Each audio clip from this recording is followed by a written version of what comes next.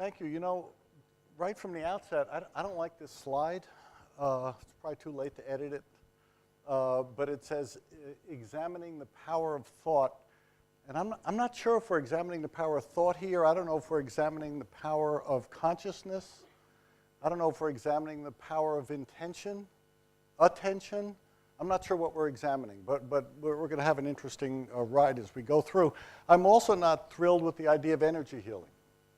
So I don't like anything about this slide. I don't even like my name. So the energy, I think you call me Fred or something like that. So the energy healing implies that we have an energy that we can isolate. And I don't know of any energy that's been isolated yet.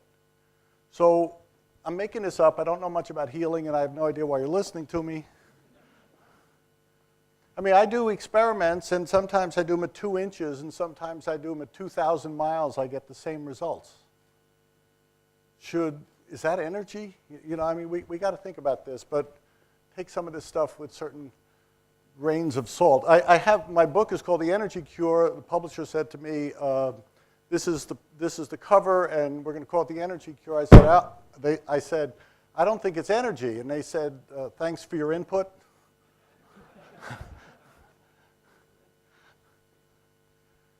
No? Yes?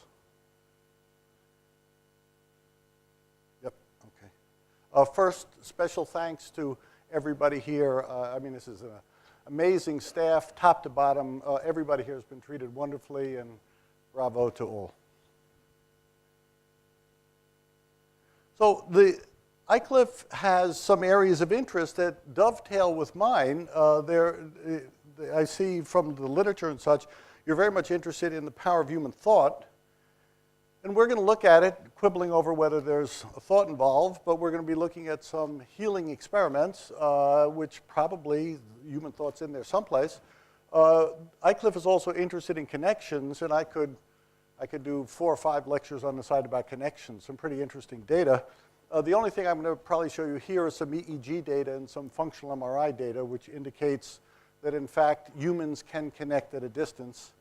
And the whole thing will be surrounding, one way or another, the idea of human energy. My agenda for the last too many years has been these. And the first is the investigation of the parameters of healing. Again, I'm going to try to avoid saying energy healing. So again, we don't know too much about healing. It happens, but really what happens, we're not really sure. So for example, if somebody does a hands-on treatment, what's the dosage? How much do you need? Does a half-hour treatment, is that half of an hour treatment? Is a treatment by a human the same each time they do it? What does it take? Does belief matter? Does it matter if the healer believes? Does it matter if the healee believes? Does it matter, does it matter, does it matter? So all of these things are all researchable questions, and I'm not going to deal with most of them, but you want to be thinking about, yeah, healing's going to happen, and you're going to see that pretty clearly, but what are the conditions under which it happens, and how do we increase its efficacy? These are really, I could give everybody here 10 research assignments, and you could spend the rest of your life trying to figure all this stuff out. I'm interested in the physiological correlates of healing. So I have brain data, and I don't know whether healing's related to the brain. So we have a brain bias. Some of us use them, some don't. If you ever dealt with freshmen. But since we have the toys, we hook the brains up, we take EEGs, we do functional MRIs, we do all that kind of stuff. And so I have some data on the physiological correlates of healing. I don't know that they're the cause of healing. I can at least say they're the correlates of healing. Maybe healing happens, and then there's a brain consequence. Maybe the state of mind doesn't matter. Maybe the state of mind is a consequence of healing, not the cause of healing. I'm not making a proposition, nor a preposition. I'm simply trying to suggest that we don't really know. But what I'd like you to think about, just generally, is all of the assumptions that we ordinarily make without really having it nailed down. And so I like to keep stuff up in the air and know what I know and be pretty straightforward about the stuff I don't know. At the very end of today, I'm going to talk about some possibilities, anyway, of practical applications. Can we bottle it? So healing using these unorthodox techniques seems to produce pretty remarkable stuff. But can we take the healer out of the equation, bottle the stuff, and turn it into a conventional therapy? It's a pretty interesting idea, and so far we've got some indication, yeah, that might be the case. Development of, or investigation of teaching efficacy, I'm going to kind of duck here. And the scientific motherlode here would be the last bullet, which is the development of a theoretical model. This would mean we scientifically have some real basis to understand, explain, predict. And I don't think that's going to happen in my lifetime. So it's a goal, but it's not one that I anticipate solving this week. I don't have any proprietary information. I don't have, in other words, the secret in my pocket or something like that. Both of these are available in the back. It's not a sales pitch. One is a story. Another is the actual techniques I use in my experiments. So anybody here is free to know what I know, try it yourself, make your own lab, test it on people, plants, animals, vegetables, minerals, play. And so I encourage as much as possible people to go out and try the stuff. I'd just like to make a comment. The image on the right, hands-on healing, and this is a training course in what's called the energy cure. Again, that came from the publisher. But the techniques that I use are not healing techniques. And that needs to be clear. In other words, they're really based on a mental imaging technique I helped to develop. It involves extremely rapid mental imaging. And I mean, nobody would believe how fast you can mentally image if you practice a lot. It takes a lot of practice to learn my stuff. It's extremely fast mental imaging. Some people use this imaging and then apply it to healing. Some people use this imaging and, I don't know, do leadership stuff. Some people use this imaging and use it to build businesses. I'm using it to investigate healing. It has widespread use, and basically it's a technique of mental imaging which is alleged to get you what you want. If one of the things you want is to heal, you can use it for healing. If one of the things you want is to make your business bigger, make it bigger. If it's, again, you can keep going. So it says hands-on healing, but the hands-on healing technique is one application of this mental imaging. The mental imaging can be used for anything. Today, limited time, essentially 3 questions. Can we take inexperienced, non-healers, not believers, and train them to cure cancer in a lab? Straightforward question. Sometimes I use myself as the healer, though I'm not a healer. Sometimes I use other faculty. Sometimes I use student volunteers. But I've never used anyone in my experiments who are card-carrying healers. I've never used someone who said, oh, yeah, I believe that stuff. So if I go and I'm scanning for volunteers for my healing experiments, what do you think? Here's the deal. And if you say, oh, yes, I believe that, I say, get away from me. Believers scare me. I'm not one. I'm a skeptic. Means, let's find out. I'm not trying to defend a belief. Believers come in all stripes. I know this is true. I know this is crap. So I've spoken, for example, to skeptic societies, and I come in and I'm going to present some of my data, and they're all sitting there like this. And they're grumbling, and they got frowns on their faces and all this stuff. And I usually start this by just nudging them, and I say, I'm the only skeptic in the room. And they say, no, we're the skeptic society. I say, you're not skeptics, you're mindless believers. You know everything I haven't yet said is wrong. And you're going to go to the grave trying to defend that I'm wrong, even though you have no idea what I'm about to say. And I said, you all scare the hell out of me. Now, I can also talk to a group, and they go, oh, yes, that's the most amazing. I said, get away from me. You shouldn't be believing this stuff. Does healing happen? If it happens, it happens. If it doesn't happen, it doesn't happen. If you're talking about belief, wrong ballgame. So first question, can inexperienced non-healers be trained to cure cancer in a laboratory? Straightforward question. is there a relationship between healing connection? We're going to look at some data on that. And a question, is healing related to intention? And I could ask a subset, is healing related to attention? And I'm going to make a distinction between a kind of a willing psychokinetic effect and simply intention. And the bottom line, looking ahead, will be, I don't think we can force our will to make healing happen the way we want it to, though we can intend healing to happen. But the means by which you get from point A to healing, I don't control. It's not up to what I want. So what I want, it's nice, but it doesn't seem to matter all that much. So let's deal with question 1, or not.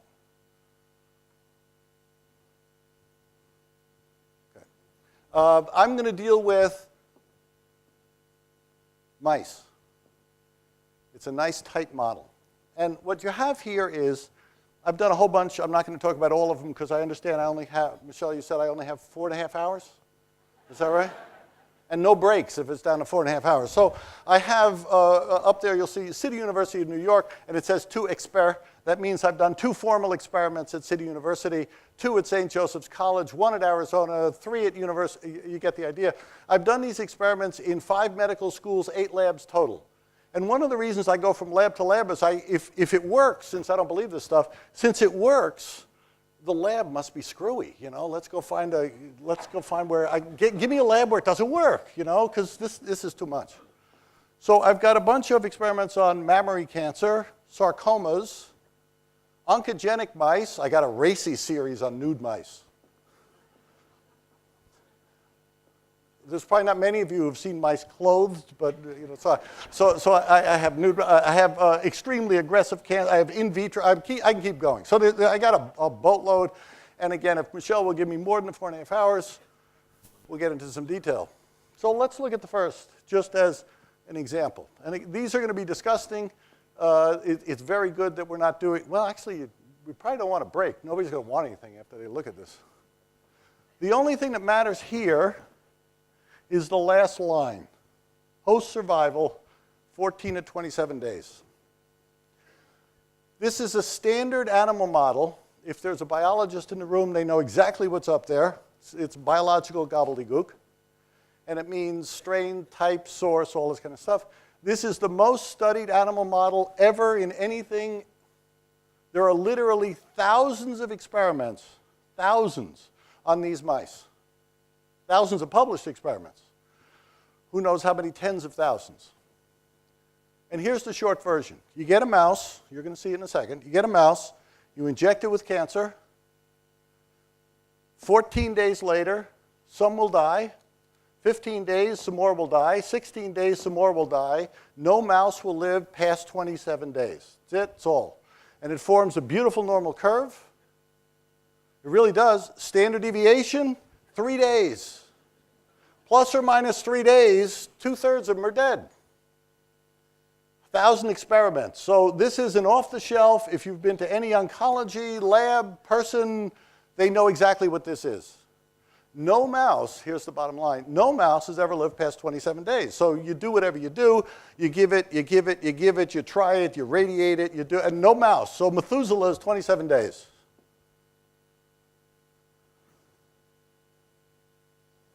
So, whoops.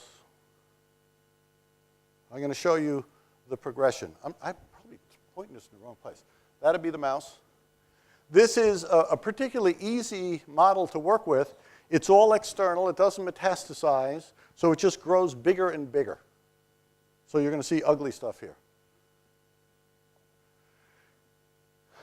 I don't have a pointer that works, but you can see this mouse is down to 3 legs.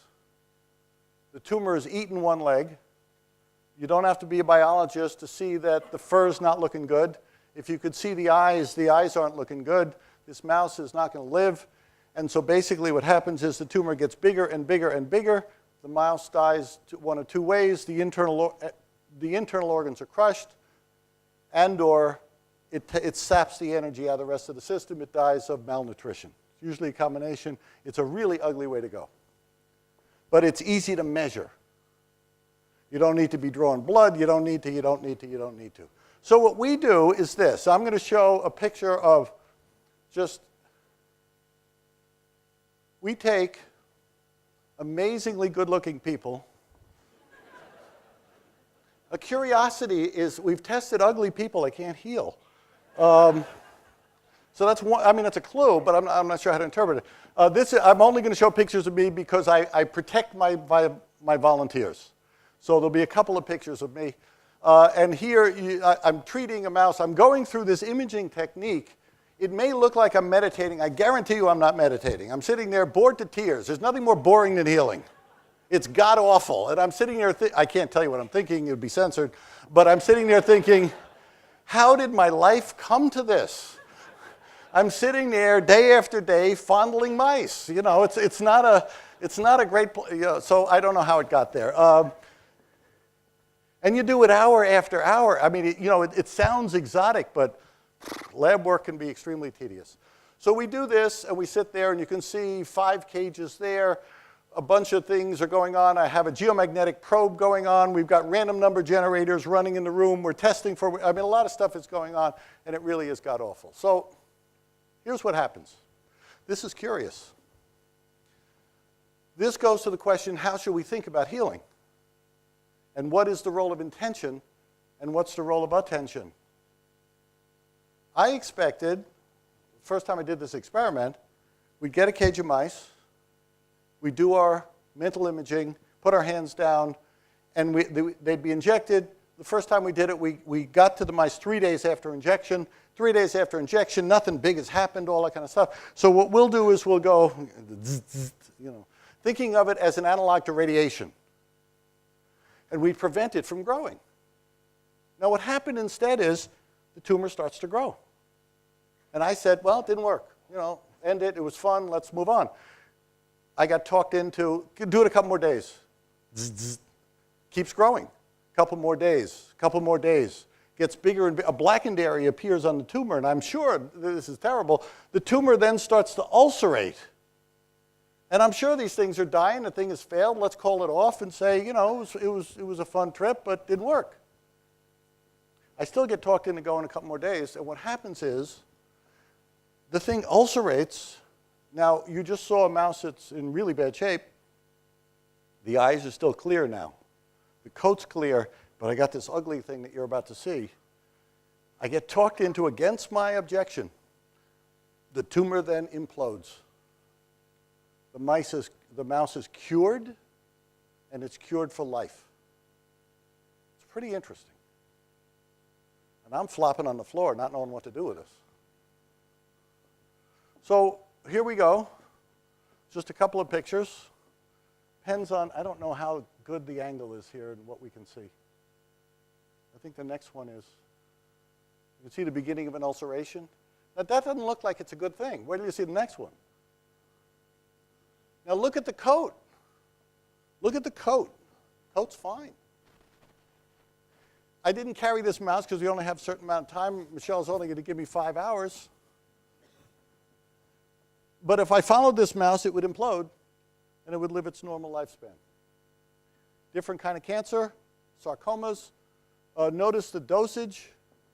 We give at least twice the lethal dosage. So this isn't a casual thing we're doing, and we're doing this in labs that have been doing this for 20 years. This particular sarcoma is a little bit, or this sarcoma is a little bit less aggressive than the mammary cancer, and it goes according to very similar kinds of patterns. So you can see it's external, you can measure it, you can weigh it, you can do all those things, and the mouse dies in a pretty similar way. Now, if we do the this particular sarcoma gets better in a different way than the mammary cancer. One way is that you wake up one day and the tumor, you let the air out of a balloon. Second thing that happens, which is pretty interesting, is that the mouse mysteriously grows an arrow on its back. We can't figure out where that comes from. The cure for cancer might be arrows. So in one, it's like the air came out. And another way, you can see a similar kind of ulceration. and this will go to full cure. And once it's cured for life. And by cured for life, I mean we can re-inject it for 2 years with cancer, and it laughs. It mocks us. The mouse is immune to cancer. We can do this with people. And so I'll just show you a couple of slides. Though the people complain when you stick them in those little cages. And so this is a 6 weeks apart MRIs. We can do it by thermal imaging. We can do it by blood tests. We can do it by, that kind of stuff. So you get the plot. No mouse has ever had a recurrence. They're immune. As far as I know, no person has ever had a recurrence. And so the question, among the questions is there some immune response being stimulated which can then be used to perpetuate the cure going forward? And can we do traditional immunology to turn this into a conventional therapy? That's part of the plot. It's too ugly. Here's the other analog to this, or an extension of that.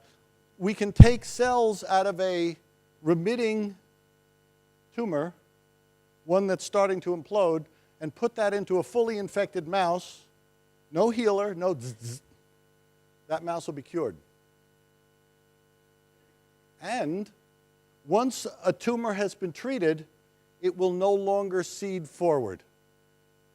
Meaning, you keep the cell line going by taking a tumor, you grind it up, you have the cells, you put it in, you keep it, another host, another host, another host. Won't do it anymore. So the cell line dies. The cancer's dead once you've done the treatment. That's reasonably interesting. Here's an additional observation. Healing is not linear, and this goes to another question. How should we think about this? Healing occurs in sudden bursts, and this is true whether you're dealing with animal, vegetable, or mineral. So this is my favorite pictures ever. This is an ulceration, pretty obvious. It's not as big as the other one, but underneath you see day 22. You're going to see the same animal 6 days later. 6 days.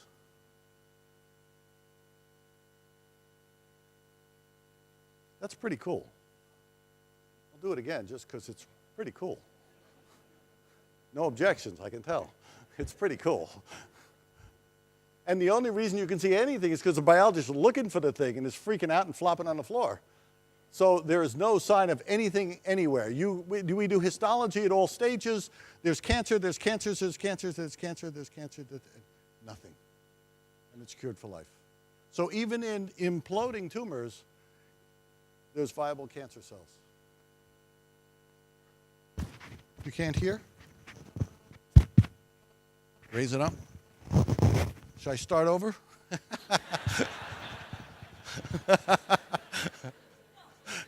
I don't like this first slide. So we get these sudden bursts of things that go on. It looks like it's getting worse, and suddenly it changes. Suddenly it changes. So it's not this nice little linear path to cure.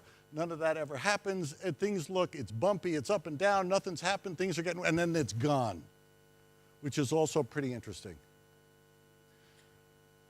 Now, to tie some of this stuff to Dean's earlier presentation, he was talking about random number generators.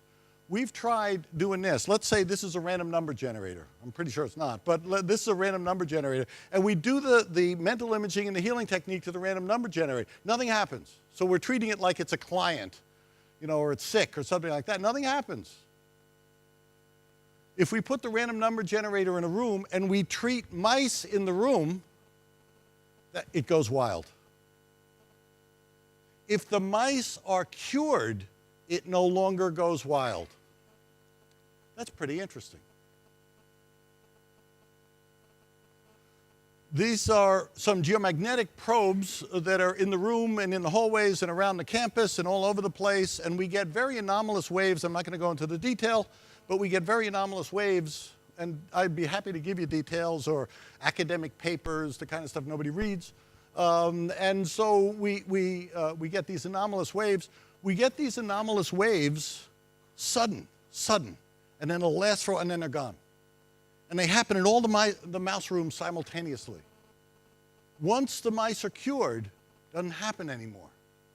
So if there's a need being expressed in the room, it happens. Other observations, just very quickly, if you put your hands out, spin the cage, mice don't like that, but you spin the cage, you put your hands out, as long as they have cancer, they'll move to your left hand. As soon as they're cured, they don't have anything to do with you. Makes no difference how the cage is aligned. These are interesting observations. So we go to, as I go through this, another question of my 3 questions. Is connection related to healing? I'm going to show you some EEG stuff. Again, this is with the same mental imaging techniques.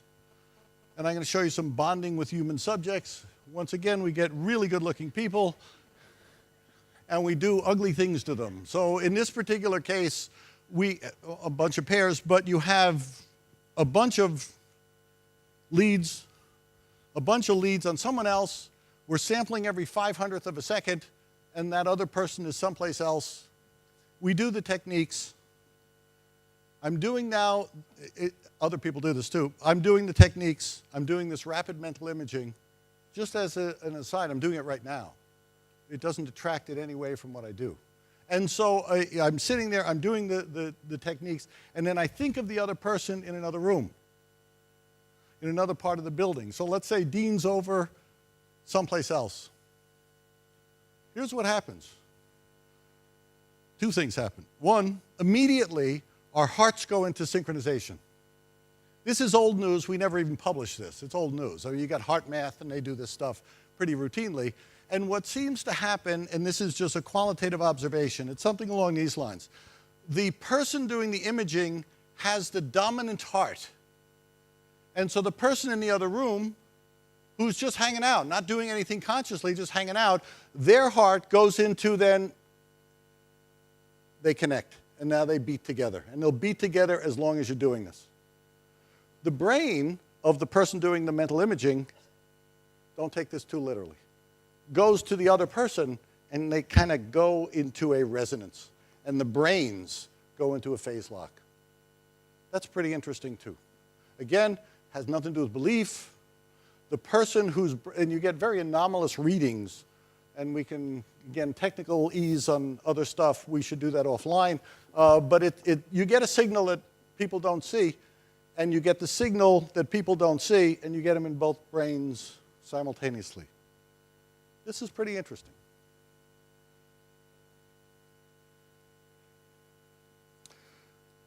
So let's go to healing and intention. And I'm phrasing it here, is healing different from PK, psychokinesis? Dean earlier talked of wonderful studies that were done at the Princeton Pear Lab, just as the one probably doing the most, where the operator sits there and with intention either makes the bouncing balls move to one side or the other, some deviation from chance, takes a random number generator of one sort or another using various forms of random number generation, and they will it, if you will, or they try to make the deviations, so you had a normal distribution and it becomes slightly skewed. Statistically, actually it doesn't become slightly skewed, there's a mean shift. Yeah, it's not, sorry.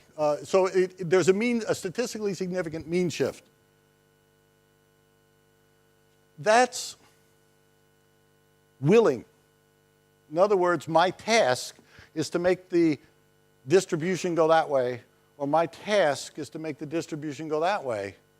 I'm imposing my will on some random process. In the case of healing, as I mentioned, I initially thought I can impose my will on this process. So, powerful me, with my intention, as an analog to making the random number generators come different, I'm going to prevent the cancer from growing. Well, tough. It grows. We've never been able to do it. It follows its own rules. It's not us imposing a system on nature. In the case of the random number generator, a physical system. In the case of cancer, a biological system, but it doesn't follow the same pattern. So if it were doing what I wanted it to do, I would get mice, prevent the cancer from growing, life is good. If the cancer grew, I take a mouse with cancer, impose my will, it would go through what I want it to do. That never happens. Never. So the tumors develop, it does its own shtick. So consider this in the problem of how should we think of all this? Is healing a response to need, but isn't a response to this is what I am imposing on nature? So I'm going to show you another experiment. Healing cell medium. Now I'm moving now from in vivo stuff, bodies, living stuff, to in vitro stuff, cells in a dish. Not really, but cells in a dish. The cells in a dish in vitro have to be given nutrients and stuff in order to stay alive. So what happens if you treat the medium? So now the patient is a bottle of glop. Here's 3 bottles of glop. Standard off-the-shelf stuff. This is used, anybody here who's ever done cell culture stuff, you know exactly what you're looking at. So you're treating the cell medium. Now, I'll let you think about this for a second. So now I've got, I don't know how to phrase this, charged cell medium, treated cell medium, we did something to the cell medium, and now in that cell medium, I grow cancer.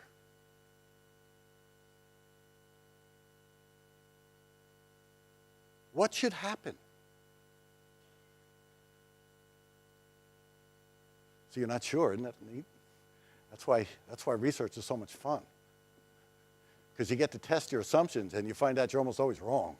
I'm almost always wrong. Please stop listening to me. If I make a proposition, bet the ranch against it. So we're treating the medium, and then we dump the cancer in.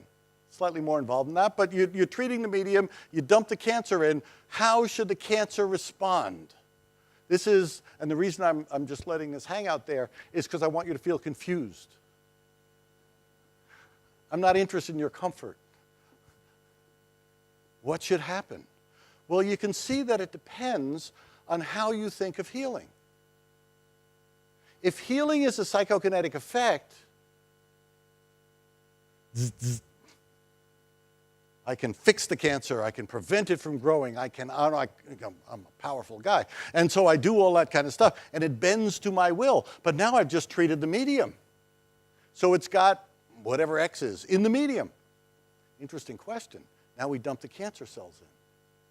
What does it mean to have cancer in a treated medium? Now, a lot of people have a bias about cancer. And I'm harping on this because this is one of the few hypotheses I ever got right. Again, please don't listen to me. I predicted that if it's not a psychokinetic effect, and we've got juiced up medium, and we put cancer cells in there, and if healing is a response to need, what should happen? It should thrive. We're healing cancer. What does cancer like to do? Well, it likes to reproduce. What if you give it juiced up medium? Wouldn't that help it? Now look at this. I'm not talking subtle stuff here. I'm talking minimum, because it depends, and a 600% increase in cancer growth. We don't need to do a bunch of statistics on that. 600% increase in the growth of cancer. Now my next prediction, which I haven't done yet, and I'm probably wrong, is I want to treat the medium, get some supercharged cancer, and put that supercharged cancer into a mouse. My prediction? It'll implode. As I suspect that healing is a response to need, and we'll go to the higher order need. If it's just cancer, cancer has no need other than to reproduce. If it's cancer in a body, that body has a need to get rid of the cancer. If we're sending the charge up and down the food chain, who's using it? Well, it depends what the need is. Cancer in a dish, oh boy, I got thank you notes from it. Cancer in a mouse, that supercharged cancer should have more energy in the system, it should implode faster. Speculation, tentative, hasn't been done yet.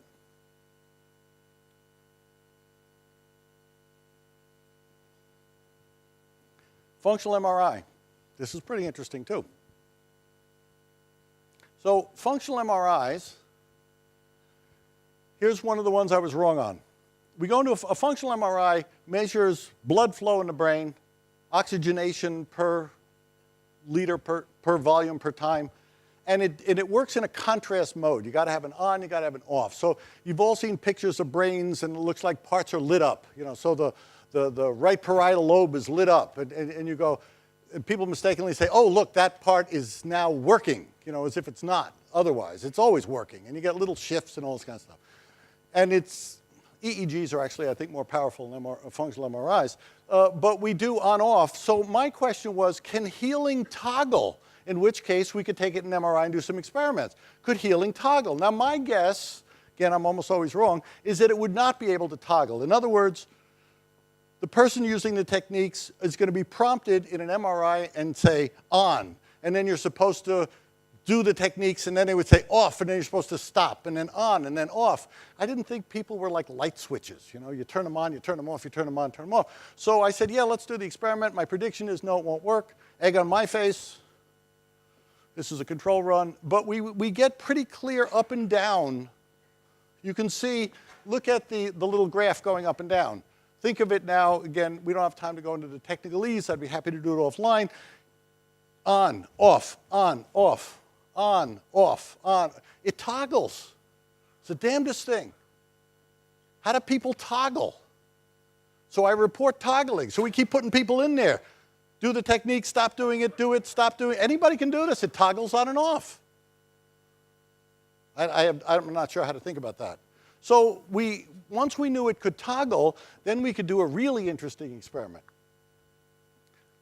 Double blind. Person lies in an enclosed MRI with their hands sticking out. Their task is to lie in an MRI with their hands sticking out. It's pretty simple to do. What do? Lie down. Show your hand. Do whatever you want to do. Not asking you to heal, not asking you to do mental imaging, not asking you to do anything at all. Just lie there with your hands sticking out. We have a bunch of envelopes, and the bunch of envelopes have been gotten from a veterinarian. Some of the envelopes are sham envelopes, there's nothing in them. Some of the envelopes have like one hair and a little picture of a cancerous animal 600 miles away, gotten from a vet. And some of the animals are horses, some of the animals are dogs, you got cats, I think we had some sheep, and so we had all these, some of the animals had cancer, some didn't, and they're all in this thing, and it's blind. So the person's lying in there, they're not told to do anything at all, just lying in an MRI, and some guy in the experiment has a stack of envelopes, one, and then is prompted, drop, take out, put the next envelope. Drop, take off, drop, take off, drop, take off. This is going to sound bizarre. 100%. The brain turns on exactly like that when the envelope had a need. It did not turn on when the envelope didn't have a need.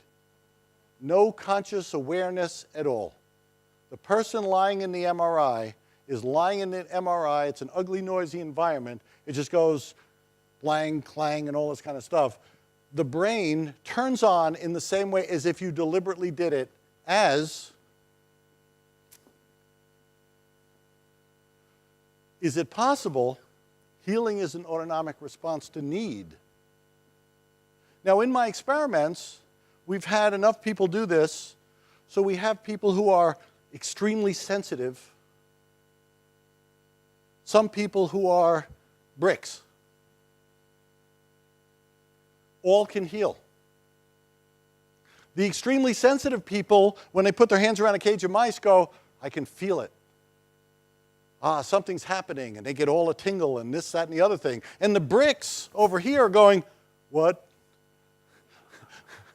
And then they have connection envy. And so the people over there are getting all excited because of this feeling into this and to that, and the bricks are just sitting there going, what?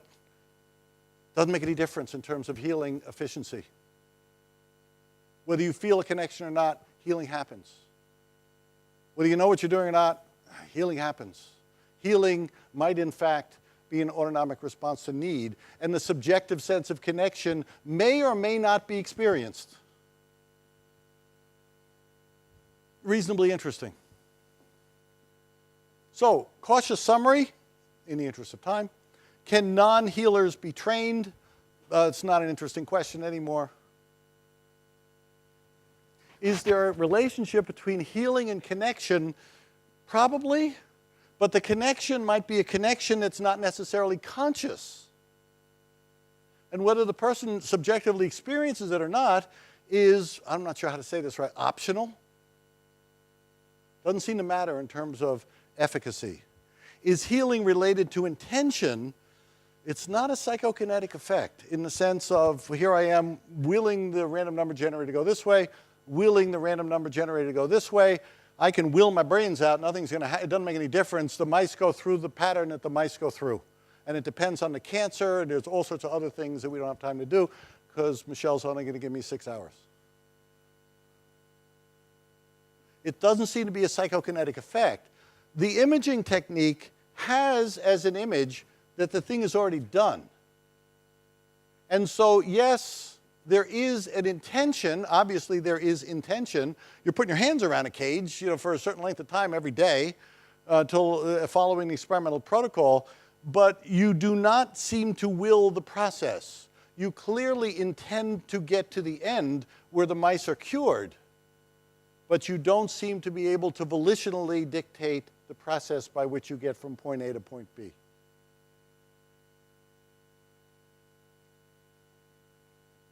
So the question is, can we capture it?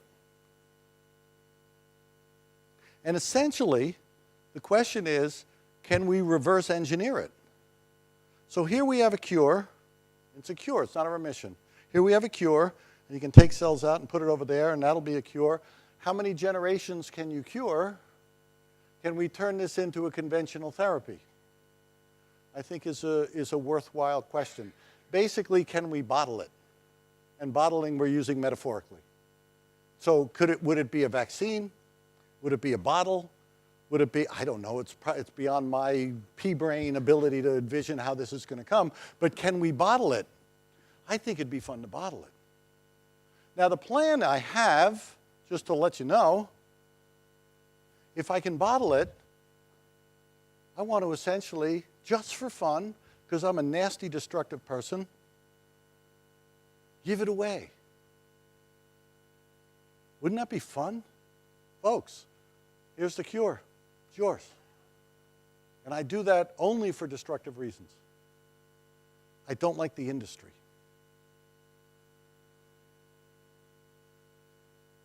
And so my initial targets, cancer, but we're also getting, and because I've taught some workshops on how to do this, and people are doing interesting things. There's a lot of stuff, because Michelle will only give me 7 hours, is that some of the things work with this technique, some of the things don't work with it. And there's some things that don't seem to have an effect at all. We try this clinically. Some of the stuff we go usually from clinical experience and then take it into the lab. Among the things we don't seem to have any effect on at all, and I mean for all practical purposes, nothing, Parkinson's. Nobody who's learned these techniques, and you can have them for yourself, nobody who learns these techniques has to date been able to make an impact on Parkinson's. So someone who's got a shake, you get a very minor reduction for very short term in some of the symptoms, but it's absolutely not impressive. And I would say, by any reasonable assertion, it's a failure. So some things don't respond, some things respond. Benign growths, for the most part, don't respond. Malignant growths respond. More than that, the more aggressive the malignancy, the easier it is to fix. Because I think the energy comes from the system. I don't think it's energy.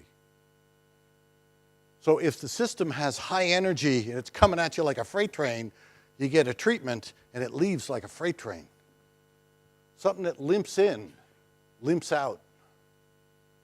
So you're looking for how fast does it leave? Depends how fast it comes back. It's almost like playing a tape backward. Parkinson's, nothing. I mean nothing. But now a bunch of people, I've never tried this, but I got people from various places in the States independently reporting, and this is kind of cool, Alzheimer's. And they're talking about immediate dramatic reversal of Alzheimer's. I haven't tried it because I like to fondle rodents. But they're talking about doing this on people, and they're going, oh yeah, I did that, I did that, I did that, I did that. And I'm looking at these practice groups, and I'm thinking there, of course, I'm a skeptic. I'm going, really? You can Alzheimer's? Yeah, and everybody's reporting you can do Alzheimer's. Maybe we can reverse engineer something like that. We've done, if Alzheimer's is an inflammation problem, I've got a whole series of inflammation in vitro studies going on now at Brown. They're very, very encouraging. We'll see. So we're looking to turn something unorthodox that came from a confused mixture of intention, attention, thought, consciousness, something that seems to take on a life of its own that we're just starting to understand, and seeing if we can make this conventional. Let's take the gift that's just sitting in front of us, and I'm trying to raise the labs and such to put the cure up. So I leave you with this, probably violation of copyright.